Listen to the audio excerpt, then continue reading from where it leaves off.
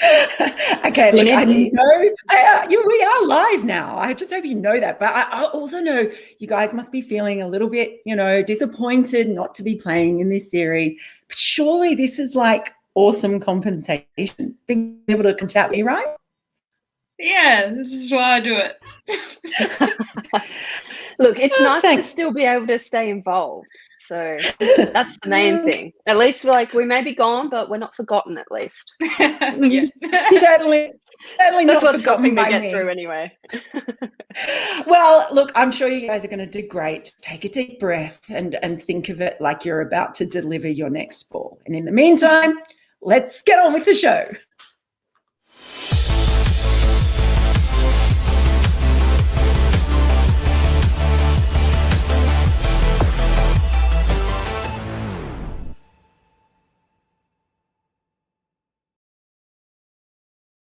Hello, everyone, and welcome to our very special series preview of Australia and India, the multi-format series that's kicking off with the one-day segment up there in Queensland. And how exciting is this? I'm super excited to have two incredibly talented players, members of the Australian team, who unfortunately can't be there at the moment, but that means they're here to talk to me and to all of you. So a very, very warm welcome to Jess Jonassen and Megan Schutt. Nice to have you guys here.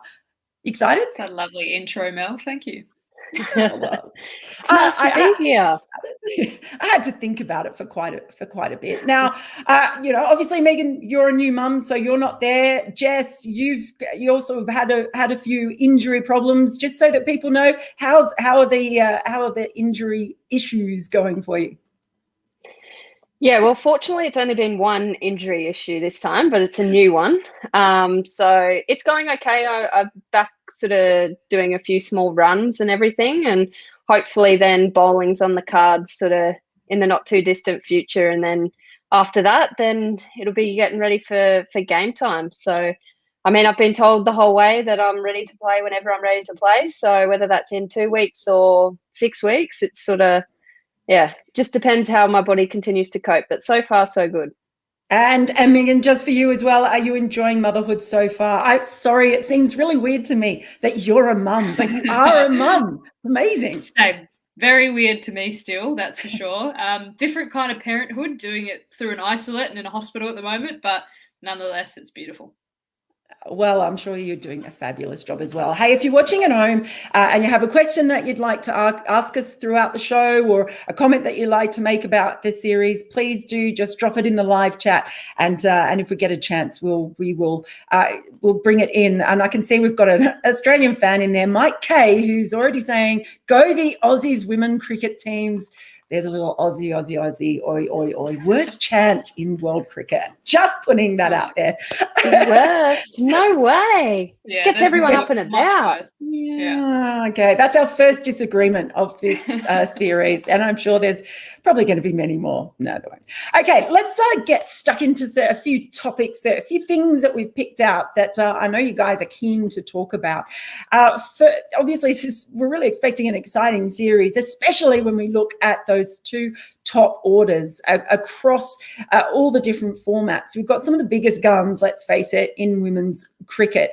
And I know that you in particular saying, Jess, that you're quite interested to see how these two sort of top orders face up, and it might be a real key to how each side goes. Yeah, I think it will be. You look at the likes of Australia, where you have Rachel Haynes, Elisa Healy, Captain Meg Lanning, Elise Perry. Like, you have those four that going up against the likes of Smriti Mandana, young Shafali Verma, who's just burst onto the scene, and everybody knows the firepower that she possesses. That you got those two, as well as Captain Mitali Raj, cricket royalty, wherever you look, and then obviously Harmanpreet Kaur as well. Sort of, I mean, a little bit of an injury cloud over her with her quad that she did in the 100. But if she gets up and is playing, there's a lot to be excited about from the batting side of things. But I mean, I'm sure that there'll be a few nervous bowling lineups in both sides. I'm sure there would be. I mean, Megan, you would normally be taking the new ball, you imagine, in the ODI. Is that something that we're used to seeing you do? When you look at the top order, well, you're probably going to be bowling swing at the top into the right-handers, as we usually see you do, away from the left-handers. But how do you see any weaknesses in that top order? What approach do you think Australia are going to have to take, particularly with the new ball? It's a difficult one because I think, every player in the top order of both teams plays in their own way. And I think for ODI cricket, you've kind of got all formats of, your slow starts and then you pick up with T20 at the end. So really, I think a lot of it will be pitch dependent in how the teams approach, their way they're going to play the game. But I think up in Mackay with the humidity, there might be a little bit of swing. So I think if our fast bowlers can try and get it up there early, get the ball swinging, I think that's a huge shout to someone like Shafali, who, is going to chase a wide one here and there, don't we all? But it'll be interesting for me, the bowlers that they choose to pick up there, because there's obviously a lot of raw pace against a lot of firepower as well. So, yeah, I think conditions will play a big part of it, and what kind of lengths they want to bowl. Yeah, I mean, we mentioned Shafali, and I did choose that photo simply because I love it so much, but I don't know that we'll see her in that meditative pose of defence during these ODIs so much. Look at that. It's a great shot. No yeah, definitely no chance. We did see during the series against England, there were fantastic battles between her and Catherine Brunt. And she did get out a few times too, as you say, sort of a short one. Jess, do you think Australia might sort of test her out with a bit of short bowling just to see if they can maybe find a little weakness there? Yeah, well, I mean, I definitely would if I was our fast bowlers. I mean, we've got two of the fastest bowlers in the world. Unfortunately, Taylor Valemic ruled out with some injuries, but you have Darcy Brown, who's just coming on leaps and bounds that nobody in our side ever likes to face her in the nets. So can't imagine that too many oppositions around the world would be excited about it either. But I think you need to try and do that. She might get a few away, but it's also a way of messing up with their footwork as well. I mean, Shafali doesn't tend to move her feet too much too early, that she relies on her hands and her eyes. And we sort of saw that Catherine Brunt was able to, in their England series, she was able to mix it up between bowling short and into the wicket, as well as a few change-ups, which just sort of muddled up Shafali's footwork a little bit. So I wouldn't be surprised if the Aussies try and employ the same sort of tactics as well this series. Maybe a bit of short stuff there. What about India's bowling attack to Australia's top order then, Megan? Because they're a very settled top order, and when one doesn't score, you tend to find the others do. There's so much solidity, I guess, up there, as well as strike power. They've relied a lot on Julian Goswami, and the coach Ramesh Power has talked about needing to have support for Julian Goswami. Where do you think that might come from, and who do you think might be a real handful in sort of the early stages and bowling to that top order? It really depends, again, what kind of tactic they want to play. Like, I think for us, we're going to play an attacking brand of cricket, no matter what the conditions are doing. But if there's a bit of turn, obviously, I think them turning to people like Poonam early is a really good shout. Obviously, it's risk versus reward, but I think Julian up there, the kind of lengths that she's able to bowl, and she's, sometimes had the wood over a few of our players, especially in the past instances. I think, it's going to be a battle of attrition in a way. And I think a lot of the bowlers are going to look to swing the ball while they're up there. And I think change-ups are going to be key. But in terms of independent bowlers, I reckon they're going to be best shuffling it around, because I don't think you can settle in too much with our top order if you're trying the same thing over and over. I think we're going to hammer them down. So it'll be interesting to see the tactics they employ for that. So good segue there that you mentioned Poonam Yadav there, because I know one of the other topics we've got, and I think it's the next one from memory, is about India and their spinners. There we go, right on cue. India's dangerous spinners. Something I'm sure Jess knows about, in particular with it being your area of expertise. But we all know what happened in that first match in the T20 World Cup last year, where the moon balls from Poonam Yadav just just took wickets again and again and again. And it's always so surprising coming from her. She's about 4'0", and how she gets the ball, when the ball goes up, it ends up about 3 times as high as her head, I swear. But I mean, it's obviously a key strength for India. Do you think it's something that Australia has perhaps not been as strong at in batting against, particularly India's spinners, but spin in general?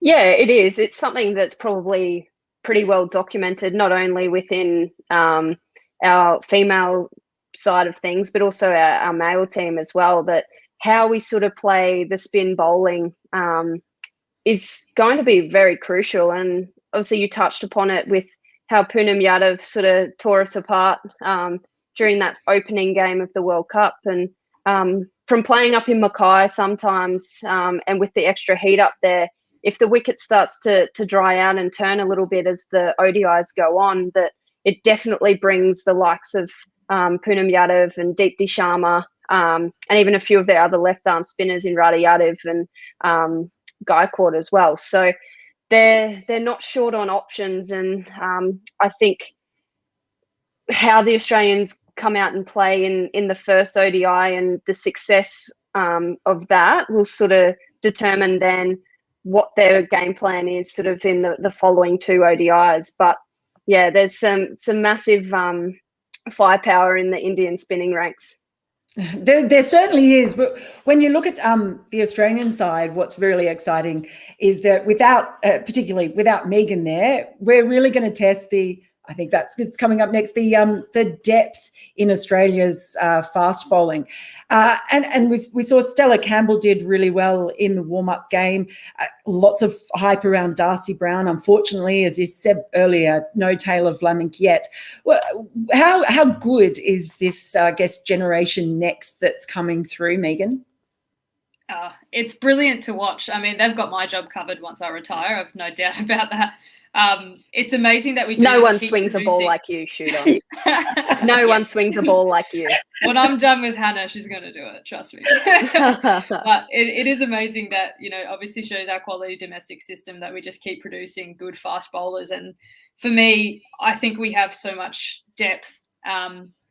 But at the same time, we also have a lot of experience. And I think that can cater for any little hiccups that appear. Like for me, Darcy Brown is young and refreshing. Hasn't got a whole lot of game sense, I'll be honest. She needs to be coached through, and that comes from she's only had 2 state seasons, I think. So not much practice behind her, and she'll need a little bit of guidance. But when you have leaders like Pez there who can just teach her the ropes, and in a pressure situation, she's obviously going to have a lot of communication with the captain and vice captain and all the bowlers really. But for me, we have bowlers that can hit that hard length and fast and bounce them. And then people like Hannah who can come in. She's a bit crafty with the ball, what she wants to do with it, cutters, change up, swing. I think, again, we have all options covered, and that kind of, again, just shows the depth in our fast bowlers.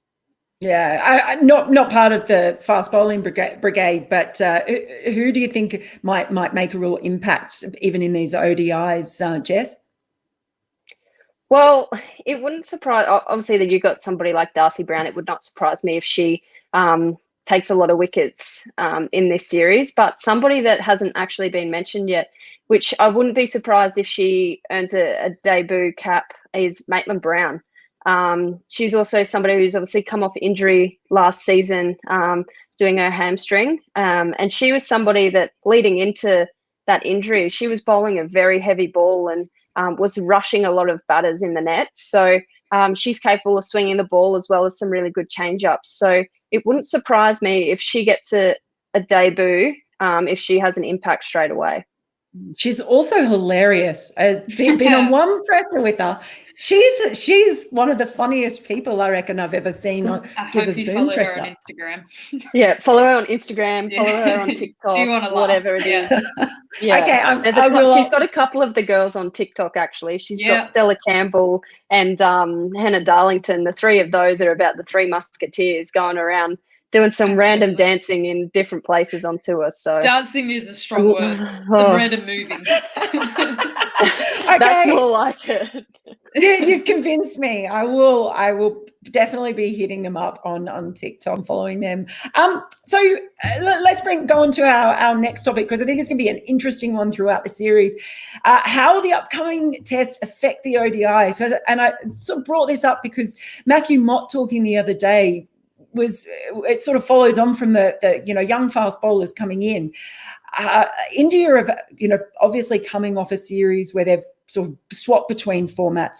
The Australians coming in fairly cold with a lot of young players who have never never played first-class cricket, never played a test. And some of those fast bowlers might be called on to step up without you being there, Megan. Just how hard is that? So I guess from you first, like how hard is that going to be for them in stepping up their loads, and will that affect things, do you think, during the ODIs? Absolutely, it'll affect things. What way they want to go about it is a bit of a mystery.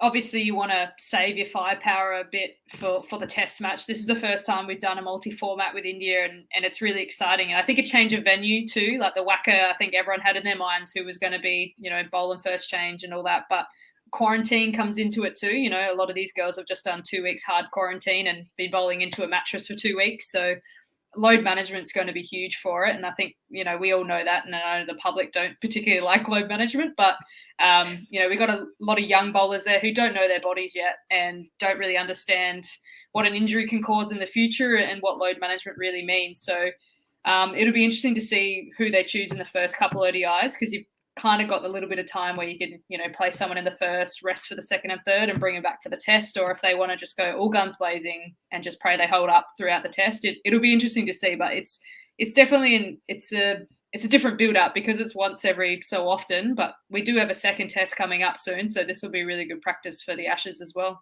Yeah, don't tell any India fans that you're practicing for the Ashes either. Well, Jess, what does that mean? Yeah, no, definitely not. Jess, what does that mean for the spinners? Because I know, you guys are the ones who do all the work, and then the fast bowlers come in and take all the glory. But how do you think, how much of are they going to have to take on? Maybe someone like a Sophie Molyneux, for example, or even an Ash Gardner, bearing in mind that they are going to have to perhaps nurse some of these young quicks through the series a little bit. Yeah, well, I think the fact that it's a day-night test as well also adds another dynamic to it, that traditionally we've seen the pink ball has swung a lot more, but if both camps are sort of wanting to try and navigate their way through and I guess protect their fast bowling units, that injuries don't occur sort of right before that match, that, yeah, it sort of adds a whole nother dynamic to it. But I think in the Aussie camp, the fact that we've got someone like Georgia Wareham who's waiting in the wings for potentially earning a test cap as well, that we've got Soph and Ash have both played test cricket before, so they've known what it's like as a spinning unit to bowl a lot of overs at different times. But I think bringing in Georgia as well sort of adds a whole nother variety in our attack. So I feel like the Aussie camp will bode a little bit better in the sense of the amount of versatility of options and being able to get certain bowlers through different parts of the multi-format series. Yeah, it's going to be really, really interesting, I think. The series, of course, being held in your home state, Jess, which I know you're very excited about. And it's obviously going to give regional cricket, I guess, a real boost. But I know you wanted to just sort of mention that it means a lot to be up there. Can you tell us anything about Mackay and the stadium and the pitch up there? How do you think it might play? Yeah, well, the fact that we've got this whole series in Queensland, but then the ODI stuff sort of only about a 3-hour drive near where I grew up. And I played a lot of junior cricket in Mackay and at the Great Barrier Reef Arena that they've now called it. And it's quite hot and humid generally up in Mackay. But fortunately, I think at this time of year, will escape the worst of the heat. It's normally sort of around Christmas time where it can reach 40 degrees. But I think the Indians will be right at home in terms of the heat. Some of the Aussies from the southern states might find it a little bit too hot to handle early on. But, I mean, generally, the wicket up there's kept improving across the last few seasons. They've got a few really highly regarded groundsmen that have made the move up there to make sure this pitch is in the best possible condition. And I think at this time of the year, there's the outfield is cut pretty short. So it wouldn't surprise me if it's a high scoring affair. But the fact that it's in a regional centre that, I mean, I was 14 before I even found out there was an Australian women's cricket team. So we could have girls that are as young as 6 or whatnot that are exposed to some incredible elite female athletes. And it's the age-old thing that you can't be what you can't see. And the fact that we've been able to take some WBBL games up there prior to this, we've had sold-out games up there. And I think one of those was actually against Shooters Strikers girls, and there were fireworks and everything. Like, they really come out in force and really support, particularly the women's game. And in Mackay particularly, they've probably had some of the biggest growth in female participation in cricket. So this is a really incredible reward for that region. I don't know. Are you going to take that, Megan, about not being able to handle the heat? Southern state girls. Look, she's probably right. It's 14 degrees here today, so like if I went up to Mackay right now, I'd melt. So it's probably another reason I pulled out. But no, Jono's 100% correct up there. Like we always I'm not sure Strikers have actually won that many games up there, but we've always loved our experience going up to Mackay, and we've just found that the crowd is so engaged. And I don't know, for us, they always even stuck around for our signatures, and they shouldn't care about the Strikers. And we had a wonderful night of fireworks there, and honestly, it's a beautiful ground, and I think it'll be a really good place to play women's cricket. I think it showcases the brand of cricket that both teams will want to play really well, and hopefully the teams don't melt. Yeah, well, that would certainly bring about a really interesting start to the series if they did. So disappointment for some states missing out on the games over there. I was looking forward to the test at the Wacker, but we'll see what it's like at Metricon Stadium.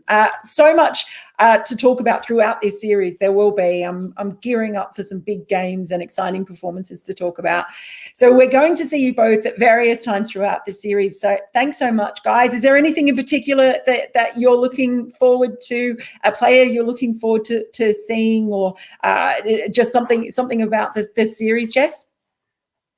Look, I'm just excited that the summer of cricket is finally beginning here in Australia, Yeah. that it's felt like an extra long preseason again, that hopefully, obviously, with all the COVID sort of issues and challenges that both sides have had to deal with at different times, that hopefully that this series can bring a lot of joy to people. And ultimately, as long as it's a really great contest, but Australia comes out on top, then that's the main thing. I, of course, am always neutral in these matters. And Megan, I know you're not. Anything in particular, a particular segment of the tour that you're looking forward to, or any of the players that you're really keen to see perform? Look, I'm going to do selfish bias here, and I really want Talia McGrath to get a red-hot crack in all formats, to be honest, especially in the ODIs, though. Like, she has been bowling down the house. Her in-swinger is coming along gangbusters. Like, can't wait for you guys to see it. Hopefully she gets to do it in a game. So for me, I want her to be able to just go out there and play her natural game, and just how hard she's worked this extra long preseason, as Jono said, has been amazing. So, yeah, hopefully she gets a crack. Oh, that's brilliant. And hello to Rosie Dittman, who can't wait for the series and says, go Aussies. And we've got a JJ fan, Rahul, who is a huge fan. I will miss you this series. Also, go the Brisbane Heat. So that's nice. Con the Heat. Yeah. Thank you, Rahul. And he's also saying, Shooter, congrats. We'll miss you in the series too. So there you go. We've got some love a little for both chucking of at the you. end. I like that. I was going to say, you're an I'll take- afterthought. I'll take what I can get. I'll take it. Don't we all? Don't we all? Thanks, guys, for joining us, and really look forward to seeing you guys throughout the series. And for viewers as well, please come and join us and let us know your questions, anything you want to know. It's not often we get the great minds of cricket in with us on a show like this. So make sure that you make the most of it and come back and see us soon. Until then, enjoy the series. I know I will.